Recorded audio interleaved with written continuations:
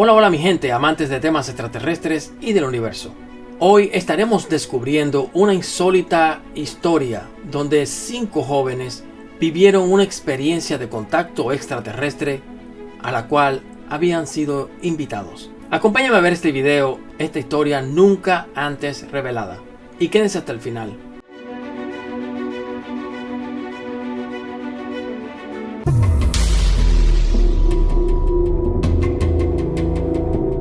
Era el 14 de noviembre del 1986, un viernes cualquiera en la ciudad de Santo Domingo. La temperatura era fresca. Pero para nosotros no era un día cualquiera.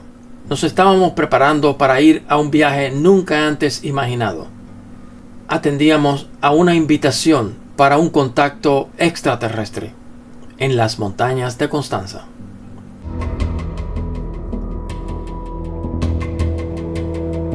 El lugar seleccionado era una de las zonas más frías y de mayor altitud de la isla, situada en su cordillera central, más específico, en un sitio llamado Valle Nuevo Constanza, Las Pirámides. Todo comienza una semana antes. Estando reunidos en la noche de práctica y meditación del grupo llamado Rama, se recibió un mensaje invitándonos el sábado 15 de noviembre a las 9 de la noche para tener un encuentro con ellos. A este contacto decían que debíamos de ir solo 3 personas, Alberto, Paula y yo, quien era el chofer designado. Éramos unos jóvenes de 18 a 20 años. El mensaje.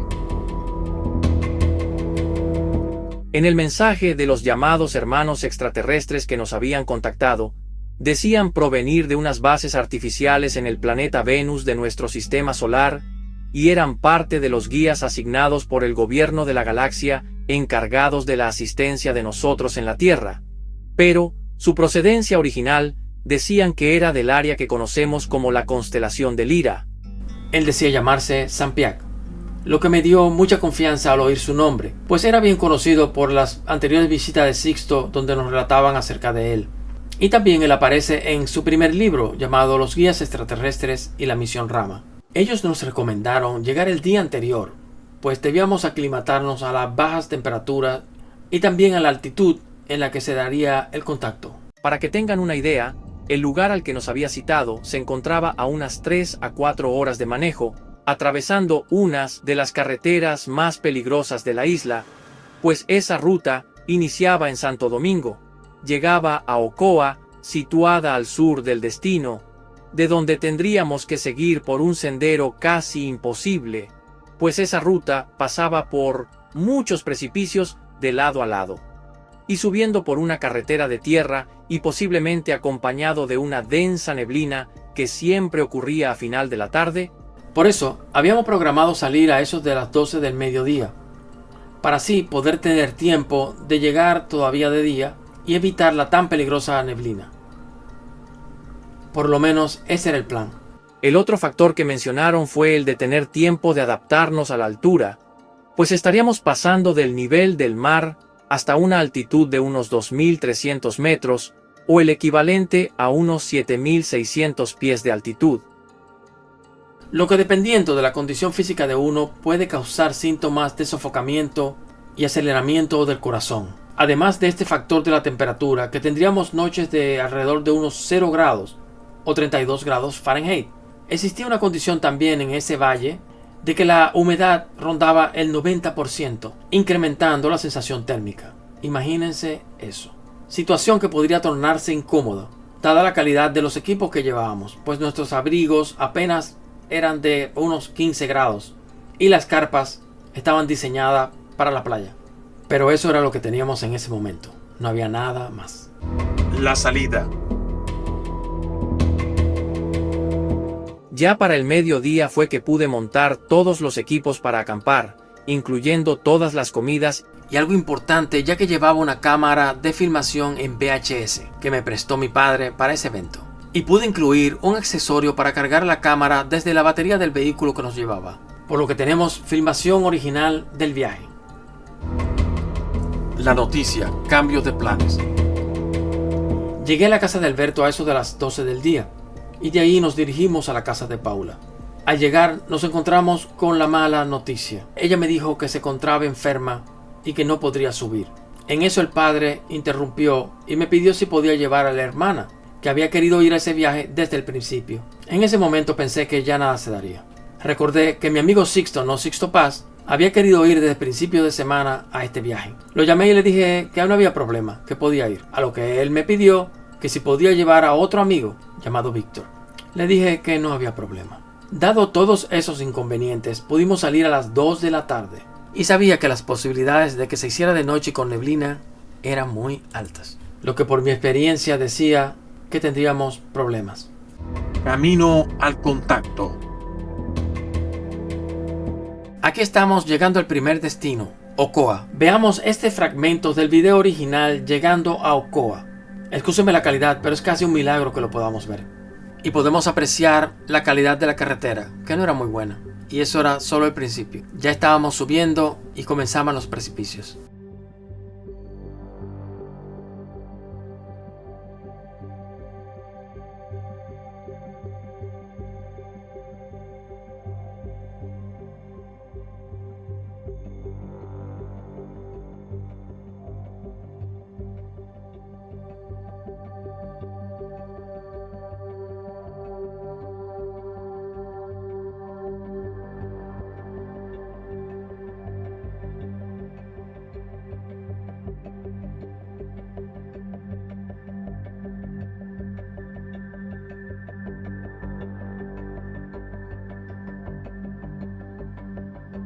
Luego de una tortura de viaje, llegamos a la zona de contacto a eso de las 7:30 de la noche.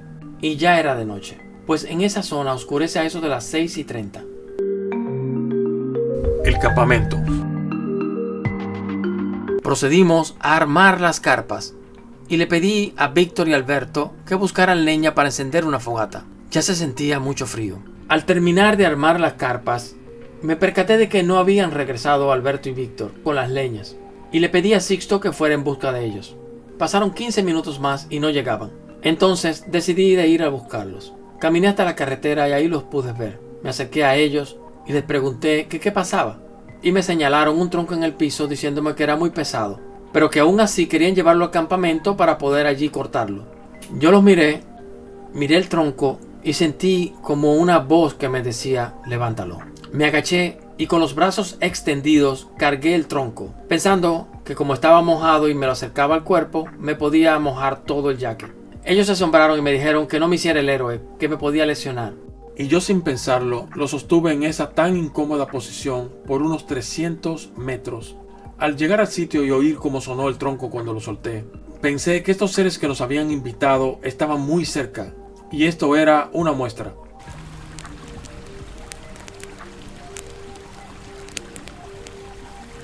La activación del lugar.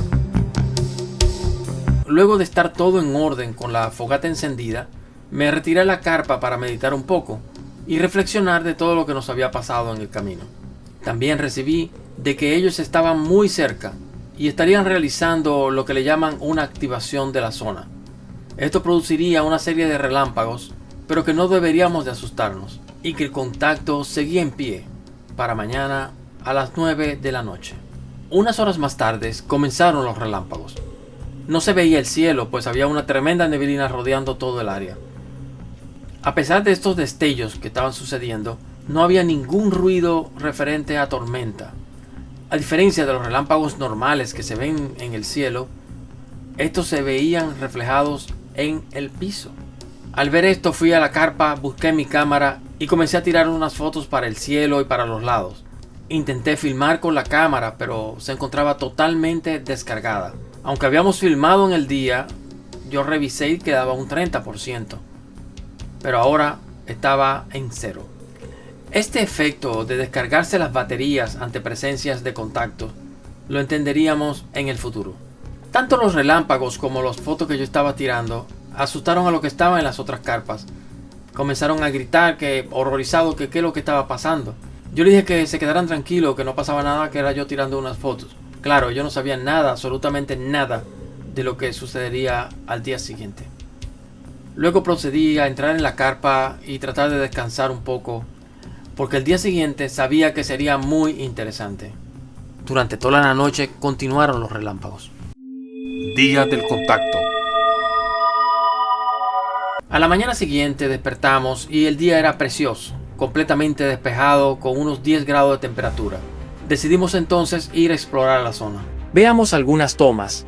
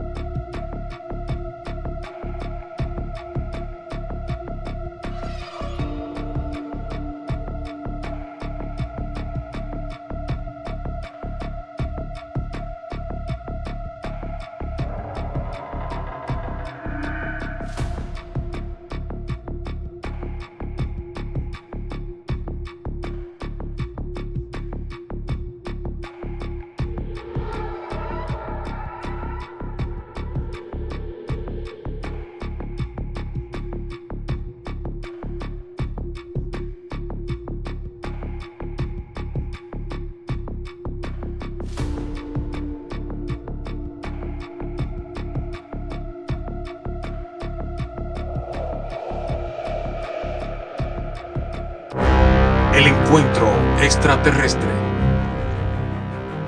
Próximo a las 9 de la noche, y como habían indicado, comencé a sentir una sensación de que me debía de apartar del grupo, y así lo hice. Comencé a caminar hacia la carretera mientras no me estaban viendo los otros compañeros, y al llegar tuve que decidir si iba al sur, que era la derecha, o a la izquierda, que era el norte. En ese momento me fui al norte. Caminé unos 5 minutos en plena oscuridad, contemplando el ambiente. El cielo era estrellado, completamente despejado. No había luna, la oscuridad era total. Al llegar al tope de la colina por la carretera, sentí de que debía devolverme. Me volteé y en eso sentí unos gritos que venían del campamento. Los gritos eran de los otros compañeros. Se habían dado cuenta que me había alejado del grupo. Vi las linternas, notando que se acercaban corriendo hacia mí. Ellos me gritaban que sentían algo raro y que estaba algo por pasar, que yo sabía, que les dijera, y corrieron rápido hacia donde yo me encontraba. Lo único que atiné a decirles fue: calma, no hagan ruido, si pasa algo, por favor, manténganse en calma. A lo que ellos no hacían caso y seguían gritando, hasta que lo logré calmar por un segundo. En eso, sentí que ya era muy tarde. Mirando hacia el sur, pudimos ver un resplandor que salía de un valle que estaba al sur de donde nos encontrábamos. El resplandor se veía detrás de los pinos y comenzó a subir, lo que parecía un objeto en forma de hamburguesa, totalmente iluminado con luces naranjas y amarillas. En ese momento solo me salió a hacer el mantra Rama que había aprendido en los grupos de contacto, y al hacerlo, la nave se detuvo. Todos estaban horrorizados, gritando y señalando al objeto volador. Y sentí que me dijeron que no me preocupara, que habría otro momento para encontrarnos, pero que al día siguiente debíamos de buscar un valle que se encontraba de donde ellos habían salido. Ese valle estaría marcado con la letra Y y sería un sitio importante para futuros eventos del grupo. Dado esto, la nave comenzó a moverse como si quería pasarnos por encima, pero los gritos del grupo aumentaron. Luego, la nave comenzó a moverse hacia el este, lentamente, como si flotara. Apenas unos 500 metros de distancia. Hubo un silencio total, y luego una gran algarabía, porque ellos se habían presentado a la cita. Mi alegría pronto se transformó en un sentido de preocupación, pues me hice consciente de la responsabilidad que tenía luego de esta experiencia vivida. La confirmación de Paula. Al mismo tiempo del evento de esa noche, Paula, ¿la recuerdan? Ella se había quedado en su casa porque estaba enferma, pues ella sintió que saliera fuera de la casa y salió junto a su padre. Según lo que nos dijeron ella y su padre, es que vieron una nave de gran tamaño, una nave madre, tipo plasmática, la cual dejaba ver otras naves en su interior, pues se veía como translúcida. Posiblemente era una proyección o era una nave real tipo plasmática. Así que aunque Paula no nos pudo acompañar, ella vivió su propia experiencia, confirmándole de que todo era real y nos marcaría el inicio de un gran aprendizaje junto a los hermanos no terrestres. Nota: el valle marcado con la letra Y fue localizado al otro día como a 1 kilómetro al suroeste del campamento. La letra Y era formado por la confluencia de 2 ríos conectándose en forma de Y. Hasta aquí esta experiencia de contacto nunca antes divulgada.